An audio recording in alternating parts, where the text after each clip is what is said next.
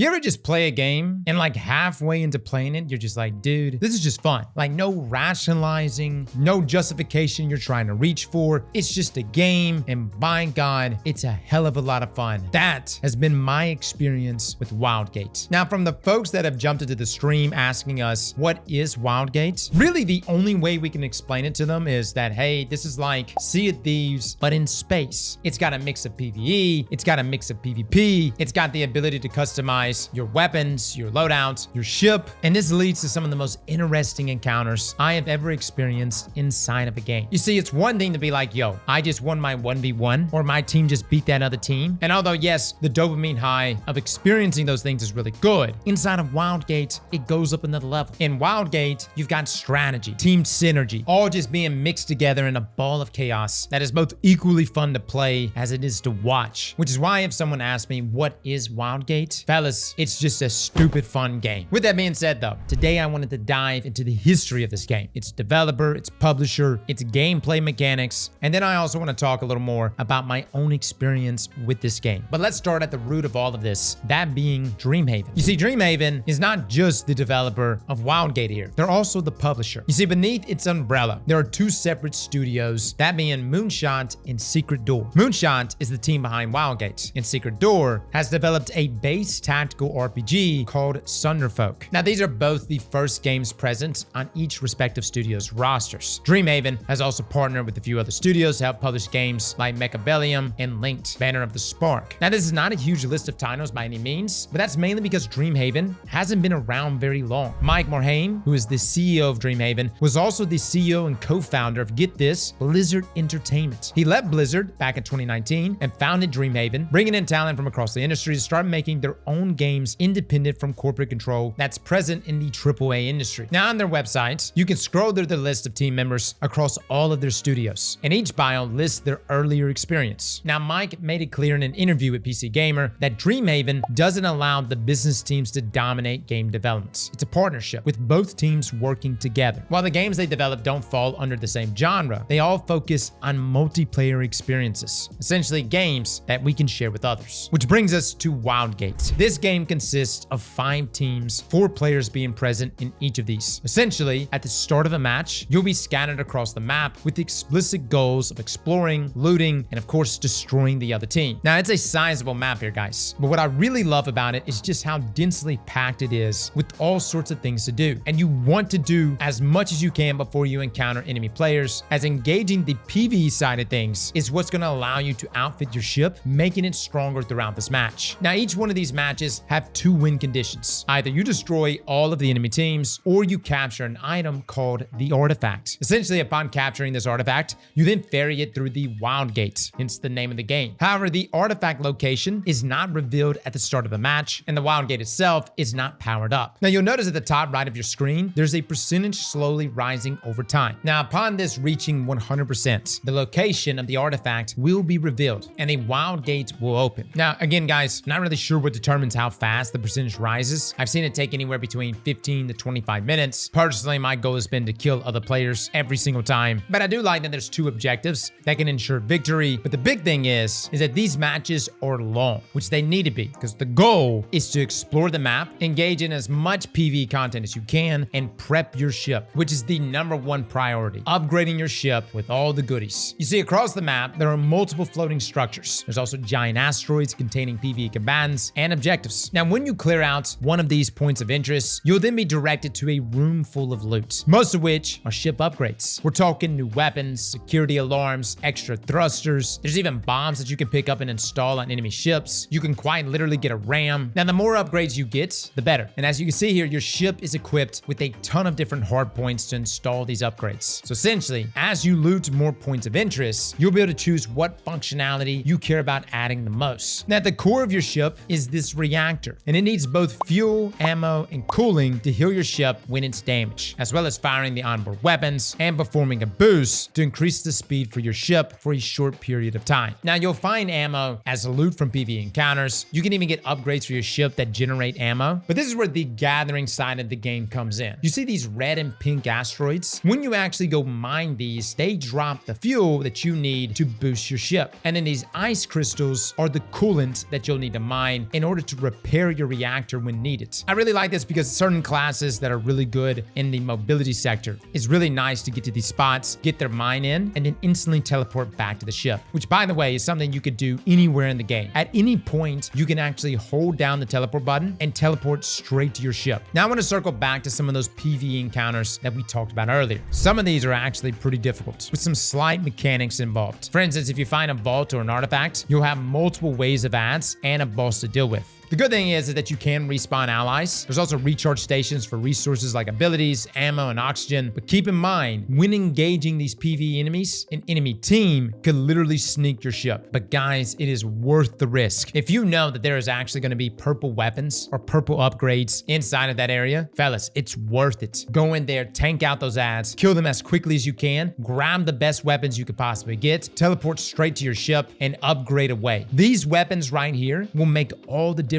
and will be the deciding factor of whether or not you will achieve victory. These are massive improvements to your ship, and where you place them is also important. For instance, if you've got a really good captain who's good at driving the ship, who likes to play aggressively and push the enemy, then you want your best cannons, your best weapons on the front of the ship, and you want everyone to focus on those weapons. At the same time, if you're getting lit up and you got to get out of there, then it's also good to have some weapons on the back. There was even like this cannon that would push the enemies away from me, and in that situation, that would really be good to get the enemies off your tail, to create some distance there for you to escape. Now, you probably notice that each of these ships are equipped with shields, and they can be toggled off or on. When the shields are down, you actually get more speed for your ship. Definitely not something to do mid-fight though, as these are absolutely necessary for you to survive. Now, after you break through the shield, that's when you can start doing damage to the ships itself. And even better than that, you can actually do damage to the crew members. For instance, if you see an enemy crew member operating either the ship or one of the turrets, you can directly shoot them and kill them on that turret,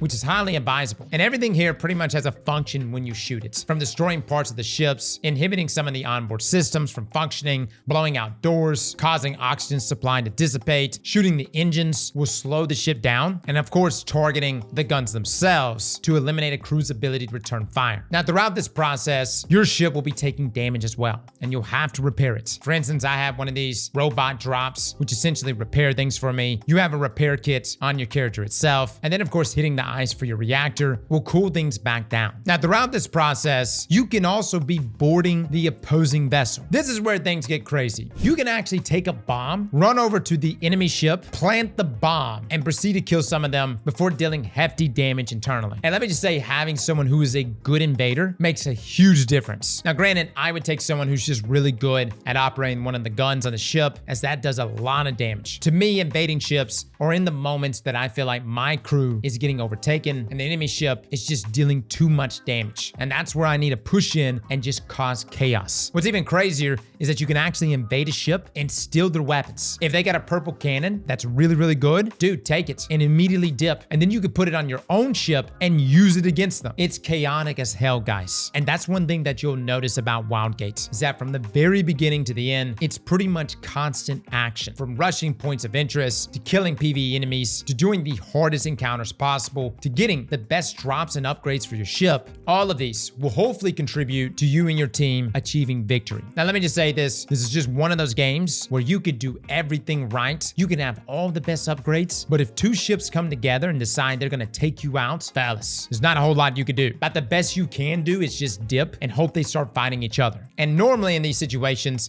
it's actually best to be the third person to engage. Granted, if it's just a really good ship with a really good crew, dude, they will mess you up so fast. I literally had an enemy crew swapping weapons on the fly and then proceeded to put on a ram as they made contact with us, completely duping us out, because you can visibly see the ram, but they swapped it right at the last second and did a tremendous amount of damage to us, destroying our ship. And when your ship reaches 0, that's it. It's over. Now, if you're on the ship, you'll actually die with it, but if you're off the ship and away from it, you'll still be alive, but you can't respawn. Regardless though, you can still grief the enemy team for as long as you can until they finally take you out. Now, upon destroying an enemy ship, all of their loot is up for grabs. Every single upgrade the ship ship has to offer, including their ship core. This will increase the health of your own vessel, giving you a major advantage in any of your later engagements. Now, I know some of you may be tempted to classify Wildgate as like a team-based extraction shooter, and while yes, you do technically extract an artifact, nothing you find in the game actually carries over between matches. The one thing that does change as you play is your account unlocks, customization, new ship unlocks, new class unlocks, things like that. But this is not a looter shooter or an extraction shooter, which brings me to Wildgate's progression and equipment. I would say everything in this game is very easy to understand. The character you play in the game is called a Prospector, and as of the beta, there will be 7 Prospectors to choose from, each with their own intrinsic abilities. For instance, the Robot Venture doesn't require oxygen, which is really nice because you need oxygen as you traverse space outside of the ship. Samo will heal after a kill while on your ship, which makes him a great defender for the ship. Morphs fly 30% faster, and so on and so forth. These characters are pretty standout and different, both in their look and especially their abilities. Now, when you first start out, most of these characters will be locked behind a level 1 of an adventure, but when you hop over to the rewards tab, you'll see that there are 7 adventures, each themed around a specific prospector, and you can select whichever adventure you'd like as your active adventure. And when you earn XP from daily missions and completing matches, you'll then level up and earn the rewards available on that adventure track. Each one of these adventures contains things like skins, emotes, sprays, weapons, equipment, as well as ships. So a big incentive here to level up multiple of these adventures to flesh out your entire arsenal. Now, let me just say, guys, these are not small bonuses. What weapons and equipment and the ship that you bring into a match completely alters how you play. Do you want an attack drone stationed at your ship? Or would you rather have a shield and grenade for when you raid enemy ships? Would you rather fly quickly and evade all enemies on the map? Or are you going to destroy every ship on sight? Each piece of your loadouts can be adjusted to fit your playstyle, even down to the name of your ship. At Wildgate's core, this has been such a fun game to play, guys. I don't know what it is, but what this game is trying to do just resonates with me so much. The blend of PvE and PvP, the upgrades, the different prospectors, the huge map that we can traverse. This game just hits. And from its closed beta to its open beta, I think this game is only going to get better when it launches in July. So far, monetization wise, I believe it's just a one-time purchase of $30, but we are definitely going to be keeping a close eye on this one. All I can say is just from my experience playing it, this is a game that I think you, your friends, hell, even your family would have an absolute blast playing. Fellas and ladies, thank you all for coming and watching, and as always, Slap that like button like your mama told you right.